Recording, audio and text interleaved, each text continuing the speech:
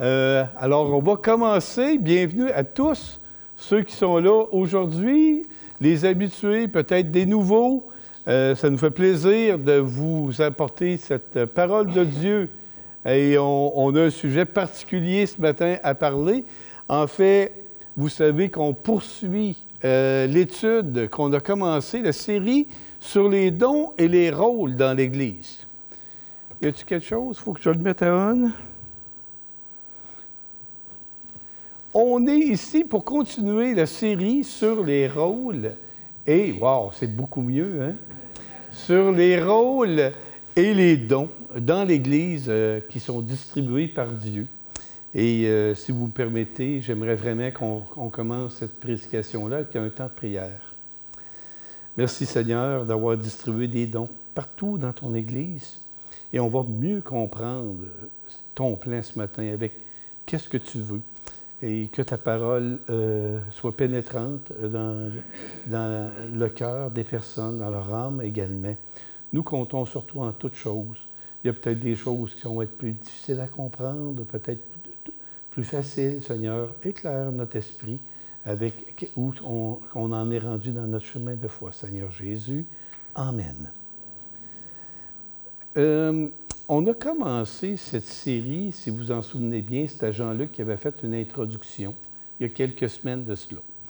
Et par la suite, je crois que c'est la semaine passée, Matthieu nous a parlé de l'aspect de la diversité des dons dans le corps de Christ et diversité dans le but d'une unité. Moi, je vais poursuivre spécifiquement cette semaine avec un objectif précis, c'est de vous parler des diacres. Soit dit en passant, il n'y a pas de présentation PowerPoint ce matin. Je me suis concentré à faire ma présentation. Il n'y a rien à l'avant. Si vous attendez qu'il se passe de quoi à l'arrière, ça n'arrivera pas. Il n'y aura rien. Donc, juste pour vous le dire. Et j'aimerais ça, peut-être, en partie, j'avais une crainte cette semaine. Vous savez, quand on prépare un message, on a des craintes. La crainte, c'était que j'avais peur que le monde se dise, ben voyons, ils vont nous parler des diacres. Puis que là, le monde commence à se dire, ben moi, je ne ferai jamais diacre de ma vie, c'est pas mon goût, c'est pas mon intention. Donc, ça ne s'adresse pas à moi, ça, cette affaire-là. Premièrement, peut-être que tu ne sais pas, présentement, tu te dis ça, mais dans 3 ans, dans 2 ans, dans 5 ans d'ici, peut-être que tu vas être rendu ailleurs avec ça. Peut-être qu'est-ce que je suis en train de te dire aujourd'hui va s'appliquer à toi dans quelques années. Donc, peut-être avantage d'écouter.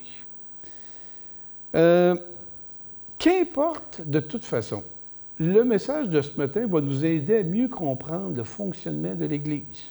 C'est quoi l'Église? Comment ça fonctionne? Et c'est bien important parce que les diacres et diaconesses jouent un rôle important là-dedans. D'ailleurs, en 1 Timothée 3,15, qui suit la liste des qualifications, nous avons quelque chose de fort important, donc pas loin de ce qu'on vient de dire, des qualifications. Je t'écris ces choses afin que tu saches comment te conduire dans la maison de Dieu, qui est l'Église du Dieu vivant, la colonne et l'appui de la vérité. Donc, toutes ces qualifications-là qu'on va dire ce matin sont dans le but de voir comment conduire l'Église de Christ dans la bonne direction, dans le rôle qu'elle est censée jouer. Et comme Jonathan l'a très bien dit tout à l'heure, même s'il s'adonnait que ça se passerait pour que tu ne deviennes pas diacre ou diaconesse dans ta vie, les qualifications qu'on va voir aujourd'hui sont tellement belles qu'elles s'appliquent à tous. Jonathan l'a très bien dit tout à l'heure. Donc, ces qualifications-là, qu'importe où tu t'en vas dans ta vie, comme croyant, ça va être un bon rappel de comment diriger nos vies. Et ce sont des qualifications, j'en suis convaincu, devraient être recherchées par tous.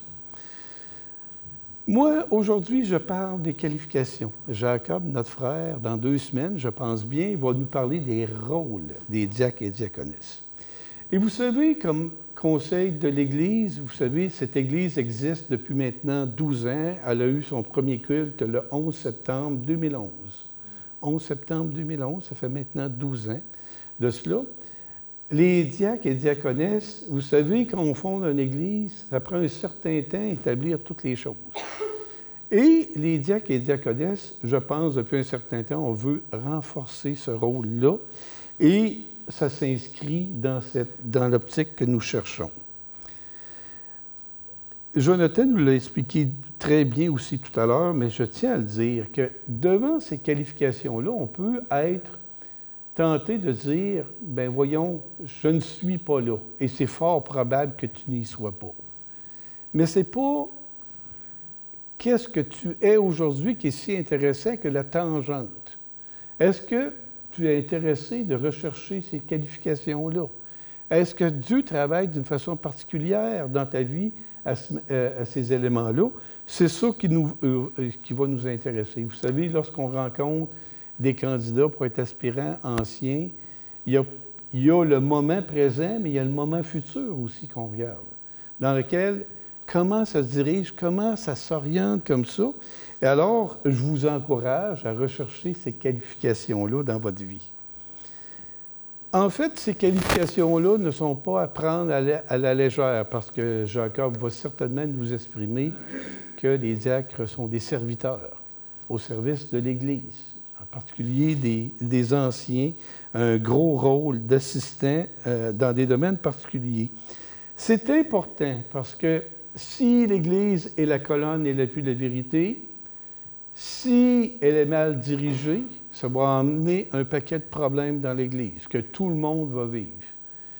Et souvent, ça part des gens qui sont en poste de direction. Donc, il va y avoir une grande attention à choisir des personnes qualifiées pour cet élément-là. Et tout comme pour les anciens, le Conseil, depuis plusieurs années maintenant, est dans cette direction-là. On souhaite le plus grand nombre d'anciens et le plus grand nombre de diacres, en autant qu'ils soient qualifiés et en prenant bien notre temps pour qualifier les gens. On n'est pas à la presse de dire qu'il faut mettre absolument quelqu'un en place là. On veut s'assurer que tout ça soit bien fait. C'est pour ça qu'on a un processus d'intégration et tout ça.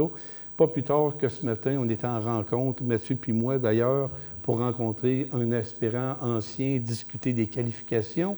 Puis ça dure comme ça depuis des mois, le dimanche matin, depuis des mois qu'on fait ça. Puis le temps, il est là, mais vous comprenez un peu dans quelle direction que je vais avec ça. Donc, les qualifications bibliques, lorsqu'on regarde le texte de 1 Timothée 3, 8 à 13, on va plus ou moins voir 11 qualifications, excusez-moi. Il peut y en avoir 10 selon les personnes, il peut y en avoir 12. Et la version que j'aimerais vous lire est celle de Second 21, qui ressemble passablement à ce qu'on a vu tout à l'heure, mais ça va être la version que je vais utiliser ce matin. Donc, 1 Timothée, chapitre 3, versets 8 et jusqu'à 13. Les diacres, eux aussi, doivent être respectables, n'avoir qu'une parole et ne pas s'adonner à la boisson, ni être attirés par le gain. Ils doivent garder le mystère de la foi avec une conscience pure, qu'on les mette d'abord à l'épreuve et qu'ils exercent ensuite leur ministère, s'ils sont sans reproche. De même, les femmes doivent être respectables, non médisantes, sobres, fidèles en tout. Les diacres doivent être fidèles à leurs femmes et bien diriger leurs enfants et leur propre maison. En effet, ceux qui ont bien rempli leur service gagnent l'estime de tous et une grande assurance dans la foi en Jésus-Christ. Donc, la conclusion de tout ça, le verset 13, nous dit un peu la récompense du diacre et de la diaconesse. Ça va avoir une position de respectable dans l'Église et ils vont grandir également dans leur foi de telle manière à avoir une grande assurance dans celle-ci. Est-ce que vous êtes intéressé qu'on commence ces 10 qualifications-là? Vous comprenez qu'on va donner quelques éléments sur chacun d'entre eux. Respectable, c'est la première qualification. Qu'est-ce que c'est quelqu'un de respectable? C'est quelqu'un dont la conduite de vie, la façon qu'il se conduit, est honorable devant Dieu. Simplement. On dira de cette personne qu'elle est digne. On pourrait certainement ajouter aussi que c'est une personne qui est honorable dans ses attitudes et agissements. Ce n'est pas une personne qui impose le respect par la force, mais qu'on a le goût de respecter par son standing, sa stature, son style de vie. Donc, pas par la force, mais par l'exemple. Il me semble évident ici qu'une telle qualification est requise pour ne pas déshonorer l'Assemblée de Dieu. Imaginez-vous qu'on nomme n'importe qui comme diacre ou diaconesse de l'Église et que quelqu'un l'apprend. À l'externe et à l'interne, on va avoir des critiques. Comment ça, vous avez été nommé cette personne-là à cette position-là? Êtes-vous tombé sur la tête? On jetterait le discrédit sur le peuple de Dieu, le saint nom de Jésus, et je peux vous assurer que ce n'est pas notre intention. C'est aussi requis car le diacre donnera l'exemple dans sa vie. Immanquablement, il va y avoir une question d'exemple. Cette personne-là, femme ou homme, va être remarquée et vue dans l'Église.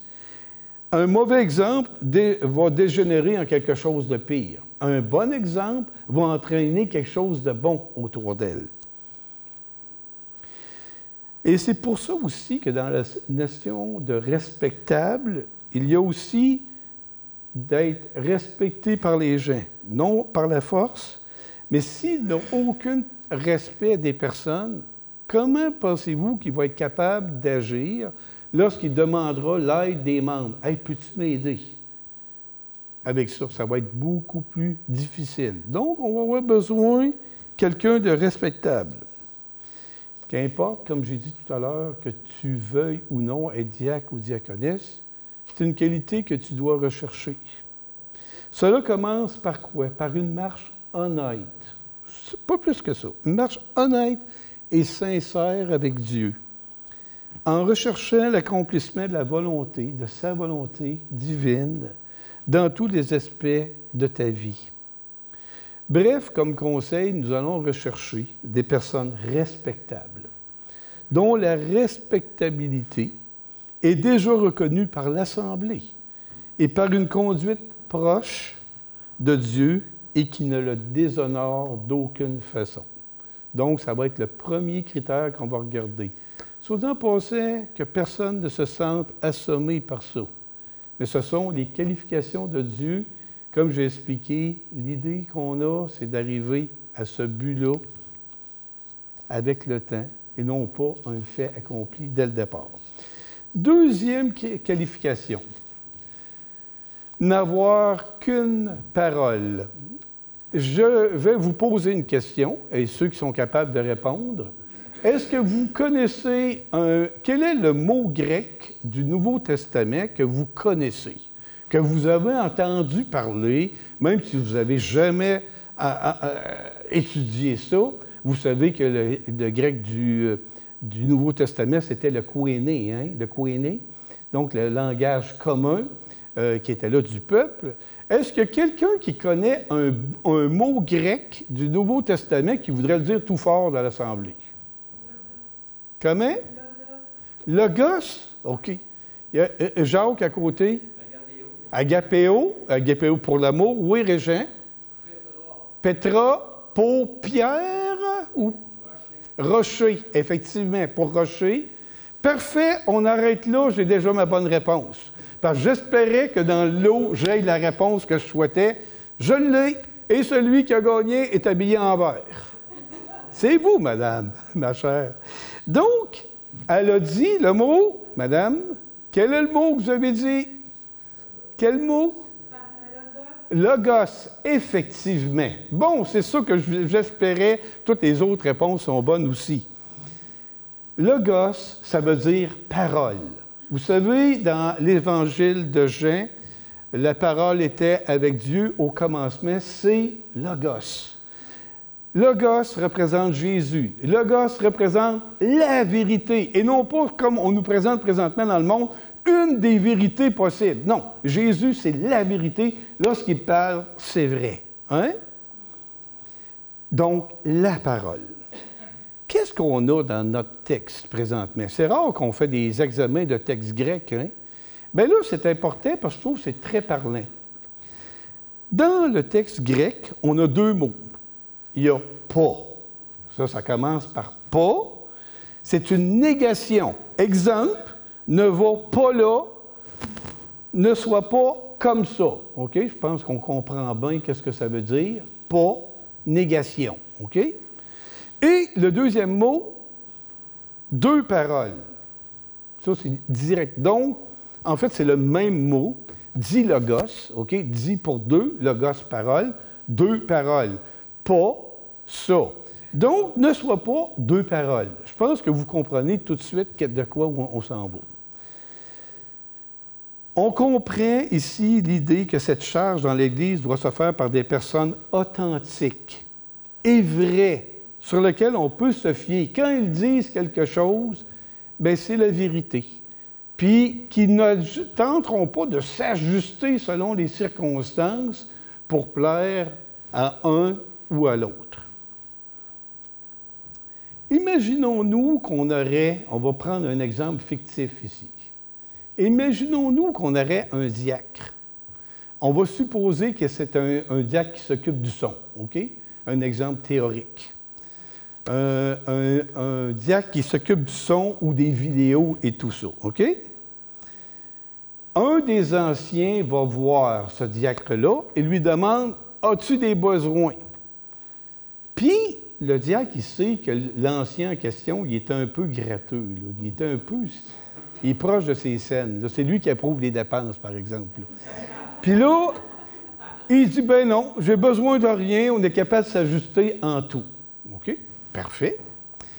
20 minutes plus tard, un autre ancien, un meilleur, lui, il est meilleur, il est doux, puis il aime la louange. Hein?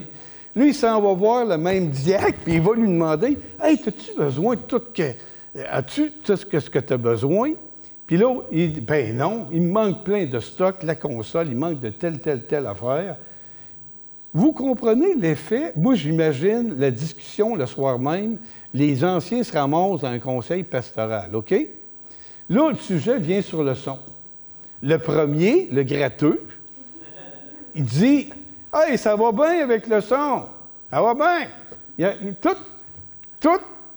Tout est là, tout est requis, on a tout. Qu'est-ce qu'on a besoin? » L'autre, ben non, voilà, c'est impossible. Je viens d'y parler un matin, il m'a dit qu'il y avait des besoins épouvantables. Là, l'autre, après, ben voyons, mais voyez-vous la confusion qui serait créée par une personne semblable. C'est ça, avoir deux paroles. OK? Ça en emmène la confusion dans l'Église. Tu sais pas que tu t'en vas. Donc, la parole de Dieu nous dit une parole. On ne veut pas de gens qui sont à deux paroles. Donc, qu'est-ce que ça veut dire aussi? C'est quelqu'un qui fait ce qu'il dit. On appelle ça quelqu'un que les pieds suivent ses paroles. Donc, s'il dit qu'il le fait, eh bien, il va le faire. Ça a aussi l'idée de quelqu'un qui n'est pas hypocrite, quelqu'un de sincère.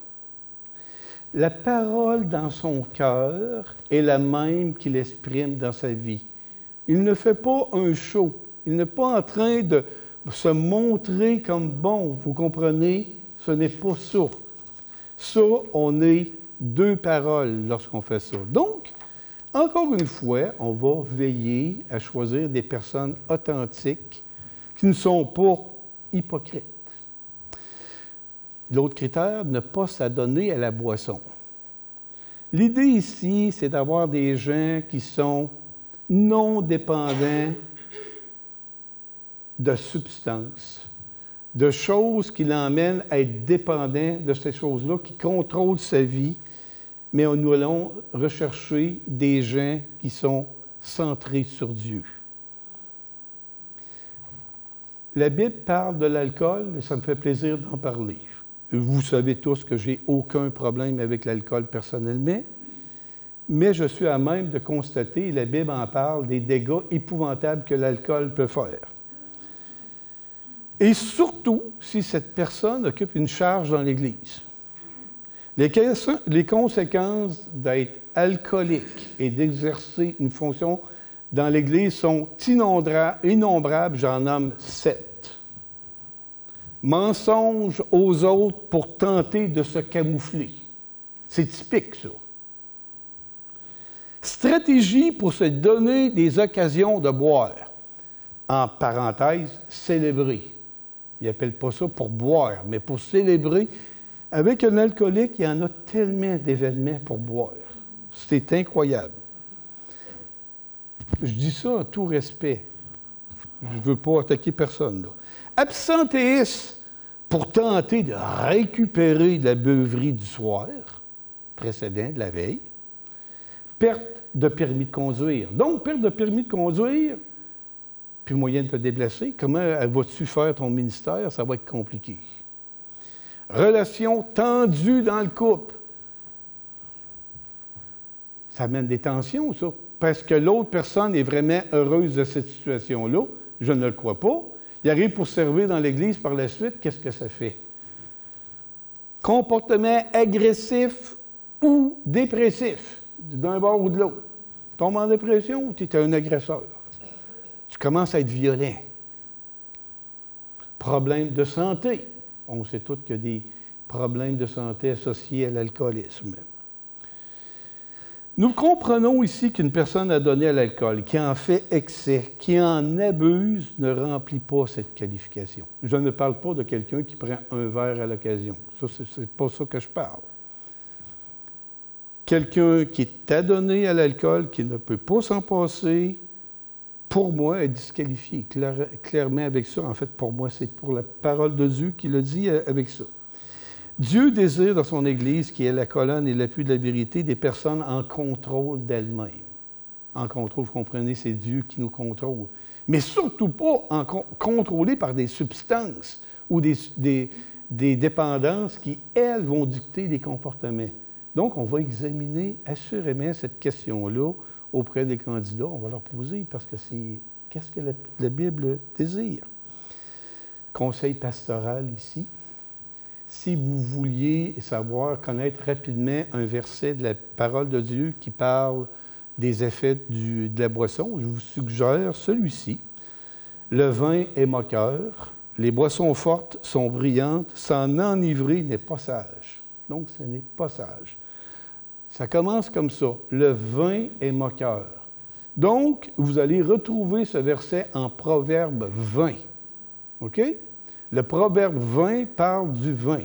OK? 20, verset 1. Le vin moqueur, Proverbe 20. Parfait. J'ai passé mon conseil. Ne pas être attiré par le gain. Voici une autre affaire extrêmement importante qu'on va vérifier chez les gens. En effet, par la fonction de diacre, vous comprenez qu'il y a une notion de service qui est là.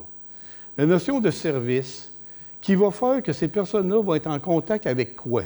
Des biens matériels, de l'argent et des données sur les personnes. Eh bien, il peut y avoir toutes sortes de tentations à aller se servir soi-même dans la caisse commune. OK? Il manipule l'argent. Hey, j'ai beaucoup donné à l'Église. Un petit vin, ça ne paraîtra pas. On reste dans le thème, hein? Du vin, un petit vin, OK?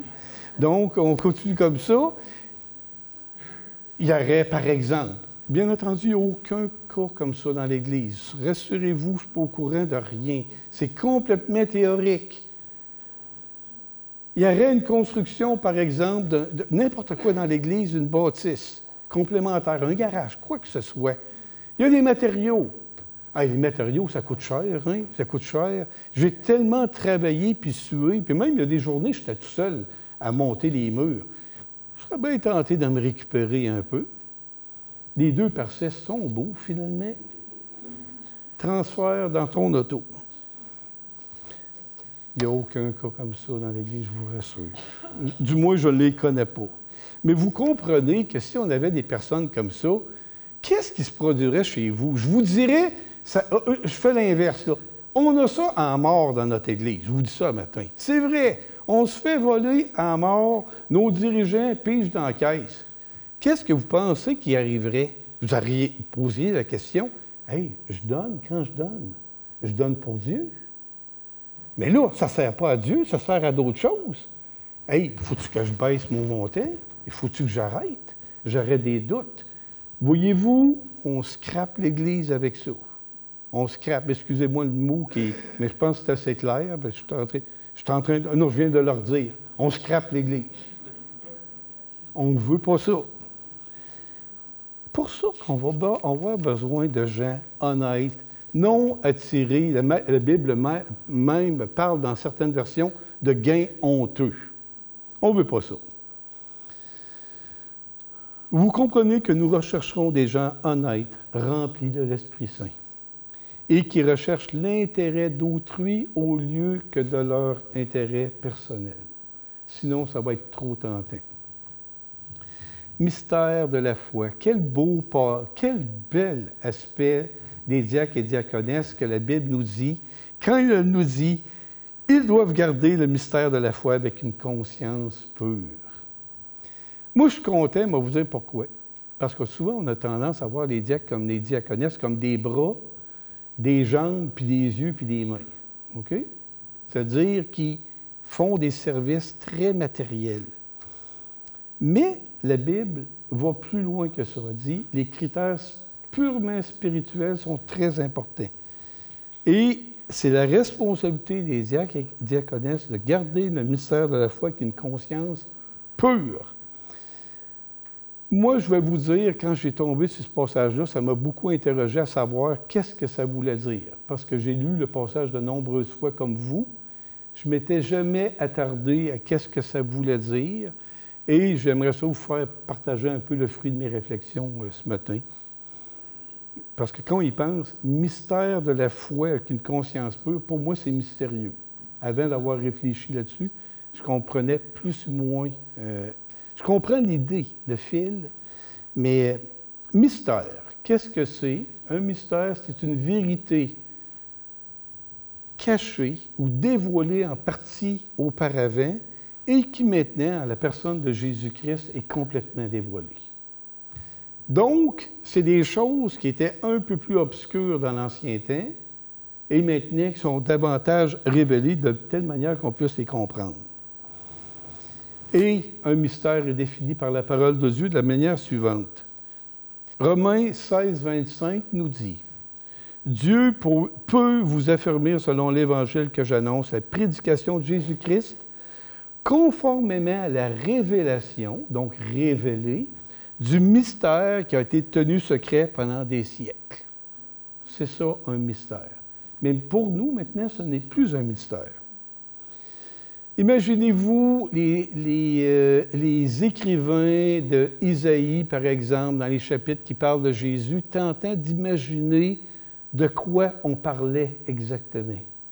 Imaginez-vous les mages qui se posaient la question « Que veut dire vraiment, et toi, Bethléem Ephrata, qui est petite parmi les villes de Juda, de toi sortira pour moi celui qui dominera sur Israël et dont l'origine remonte loin dans le passé à l'éternité. »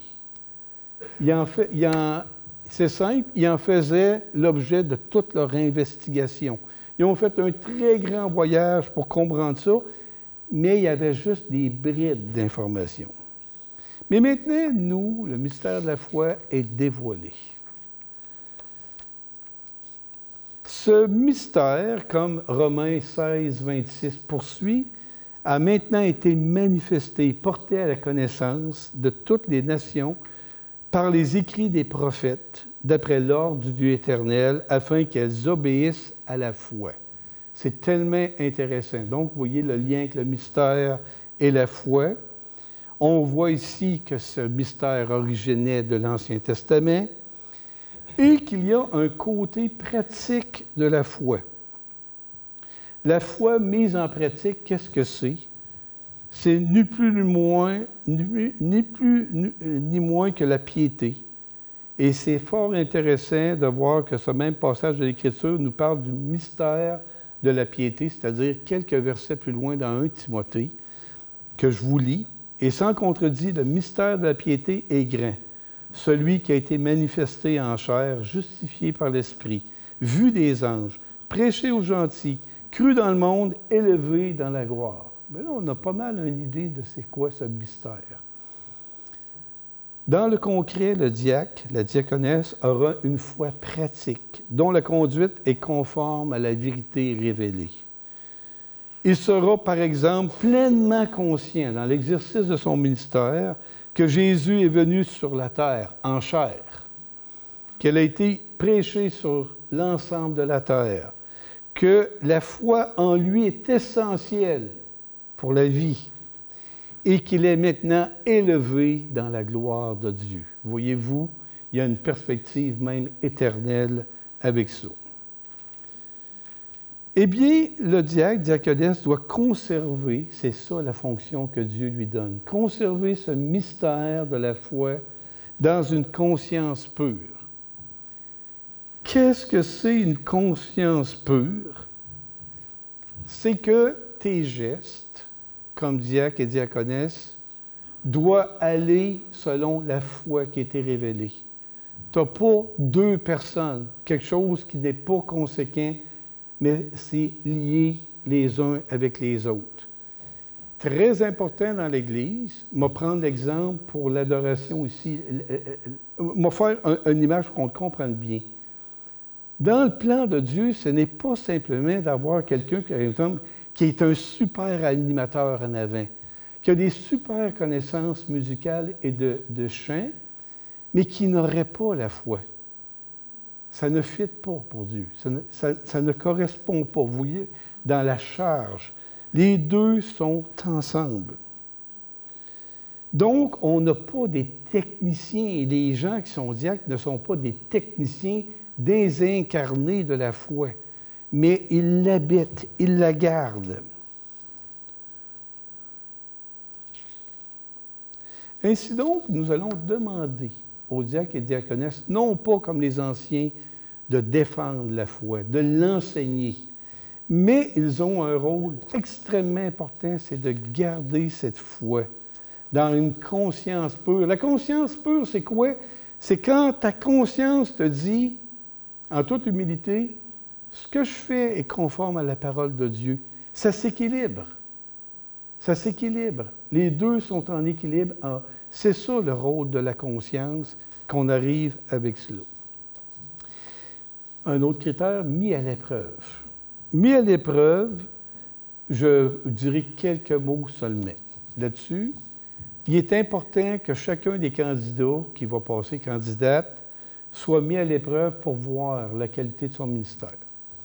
C'est sûr que les serviteurs, honnêtement, comme Mathieu l'a dit il y a une couple de semaines, la semaine passée, déjà sont en service. C'est des gens qui voient les besoins, qui regardent qu'est-ce qu'il y en est, et on est déjà en mesure de voir qu'ils sont actifs.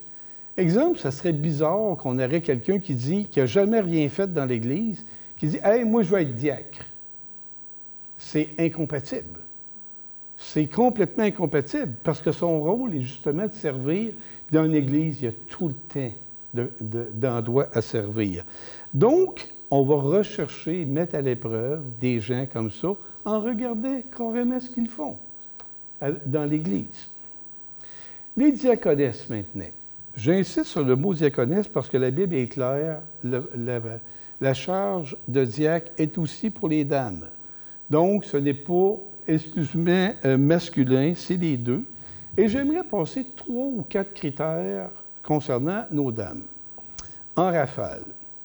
Premièrement, elles doivent être respectables. On a vu ce que c'était d'être respectable, c'est la même chose qu'on a vu tout à l'heure pour les hommes. Pas médisantes. Savez-vous c'est quoi d'être médisant? C'est de répandre avec sa bouche des propos malveillants, révéler des défauts de quelqu'un dans le but de lui nuire. Vous comprenez que c'est absolument pas ça qu'on veut dans l'Église. Du monde qui commence à raconter un paquet de choses sur tout le monde, des propos méchants qui auraient comme conséquence de caler une personne. En français, en québécois, on appelle ça « déblatérer sur quelqu'un ». Si vous vous demandez c'est quoi, là? Médire, bien, déblatérer sur quelqu'un. Je me rappelle, lorsque j'étais à l'Assemblée de Trois-Rivières, juste avant qu'on fonde l'Église ici, peut-être des premiers temps que j'étais là, on m'avait demandé de faire une prédication aux jeunes sur la parole, l'importance de la langue. Donc, il y avait peut-être 20, 30, 40 jeunes, je ne me rappelle pas exactement, mais ils étaient là, dans la grande salle à Trois-Rivières.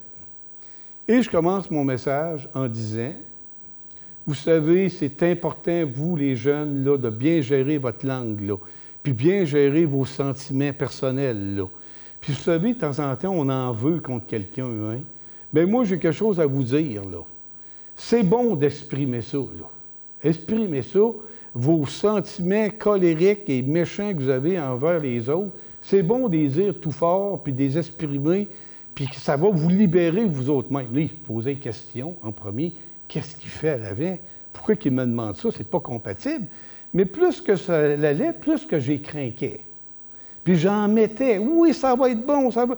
Puis finalement, la gang de jeunes embarque avec moi, convaincus que ça sera bon, qu'ils disent à leurs voisins, au signe de 3, 2, 1, le secret mauvais contre quelqu'un qu'il dirait à son voisin. Là, il était tout craqué. Je vous le dis, ça s'est passé comme ça. Tout craqué, moi, je te l'avais. Donc, je fais 3, 2, 1. Là, il s'apprête à dire l'affaire. Je dis, arrêtez! Hein? Lui, ça me regarde tout, je les avais toutes craqués. Arrêtez. C'est exactement ça que vous devez faire. Faites-les pas. Vous étiez sur le point, vous aviez le goût de le faire. Contenez-vous, puis dites-les pas. Puis c'est exactement ce que ma même recommandation aujourd'hui pour vous. Mais vous, je ne vous ai pas craqué, par contre. On ne pourrait pas dire que je vous ai craqué. Sobre. On va rechercher des sobres dans l'Église. Donc, des gens mesurés, des gens équilibrés, qui ne vont pas partir dans une grosse tangente d'un bord ou de l'autre. Ça, quand on s'en va là-dedans, l'Église ne sait plus où qu'elle s'en va, puis on est tous mêlés, puis ça provoque beaucoup de chaos dans l'Église. Pourquoi que le Seigneur demande ça? C'est parce que c'est nécessaire. C'est aussi simple que ça. C'est les critères de Dieu. Dans le milieu de travail, je vois de temps en temps des gens qui prennent des décisions trop rapides, puis je vois les conséquences, puis en arrière, il y a quelqu'un qui passe la mop. On appelle ça dans notre milieu passer la mop, c'est-à-dire réparer les gaffes de quelqu'un d'autre, puis les dégâts qu'il a faits. Si on est maître de soi, qu'on est calme, posé, équilibré, modéré, on va réduire fortement ces éléments-là. On va demander également aux diaconesses, mais aussi applicable aux hommes, d'être fidèles en tout, digne de confiance. C'est une personne sur laquelle on peut se fier, même dans les petites et les grandes choses. Comme on dit, on leur donne un dossier, elles partent avec « Oui, je m'en occupe ». Elle revient 2 semaines, c'est fait. C'est tellement plaisant, tellement plaisant. Montre de confiance. Tu ne te poses pas de questions, vas-tu être capable? Non. Il va. Et un aspect de cette fidélité, c'est la fidélité dans le couple. On va rechercher, comme la parole demande, des gens qui sont fidèles à leur conjoint, qui sont intègres, pas des charmeurs qui veulent charmer les femmes ou des hommes dans l'Église, mais c'est une personne qui est dédiée à son seul conjoint et qui est attentif à lui seul. J'ai une triste histoire à vous raconter. Elle est vraiment triste, elle n'est pas drôle. Elle n'est vraiment pas drôle. Qu'à un moment donné, il y avait une fille que je connaissais il y a longtemps, elle n'est pas de cette assemblée ici, on parle d'une vieille histoire, qui avait rencontré le Seigneur et décide de se faire baptiser par immersion. Et moi, l'illustré, je n'étais pas sur place, on m'a le raconté. Il y avait une personne qui était, un homme qui était diacre, qui était comme responsable des baptêmes. On va dire ça comme ça, qui se tenait, si j'avais à l'illustrer, comme sur le côté, là, donc non visible par l'ensemble. Puis, il jouait un rôle là, que je ne me rappelle plus c'était quoi exactement, mais l'histoire, je m'en rappelle le reste. Donc, elle se fait baptiser, c'est son plus beau jour à vie. Et malheureusement, qu'est-ce qui se passe après est très désagréable. Elle s'en retourne dans le lieu qui est là. Elle est accueillie par le diacre, qui l'accueille plus que la normale, qui l'embrasse sur la bouche, autrement dit, qui l'a frenché, on va dire ça en termes très plates, et complètement déplacé. Vous comprenez? En fait, c'est la même histoire que vous avez vue dernièrement avec l'histoire de football, l'Espagne, l'espagnol, le soccer, que le président en position d'autorité embrasse de force une joueuse. Bien, moi, j'ai été conscient de ça, d'une vieille histoire qu'on m'a racontée. Vous comprenez que ça, c'est pas être digne de confiance. Ça me fait de quoi vous raconter ça? J'aimerais bien mieux que ça ne s'est jamais passé. Mais la fille a répondu avec les mots, je me rappelle très bien, moi les dire. J'ai jamais couché avec un homme, puis je ne commencerai pas avec toi. C'est comme ça qu'elle avait répondu au gars. Bien, très bonne repartie. Puis, donc, nous aurons besoin de gens fidèles.